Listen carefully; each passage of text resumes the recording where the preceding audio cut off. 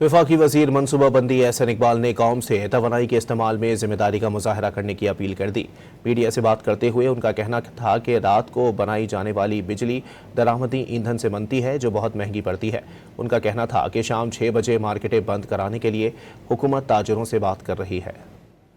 فیصلہ کیا گیا ہے کہ صوبائی حکومتوں کو کہا گیا ہے کہ وہ تاجر تنظیموں کے ساتھ اس بارے میں بات چیت کر کے 1 ہفتے کے اندر لائحہ عمل مرتب کریں تاکہ ہم مارکیٹس کی جلدی بندش کو یقینی بنا سکیں، جس سے کہ حکومت کے لیے اور قوم کے لیے اربوں روپے کے غیر ضروری بوجھ سے ہم بچیں گے، جو فرنس آئل کی صورت میں مہنگا تیل ہمیں استعمال کرنا پڑے گا اور اس سے مہنگی بجلی سسٹم کے اندر لانی ہوگی۔ تو میری سب سے درخواست ہے کہ اس کے اوپر ہمدردانہ تمام ہمارے تاجر پیشہ لوگ جو ہیں وہ محب وطن ہیں، اپنی اس قومی ذمہ داری کا احساس کریں۔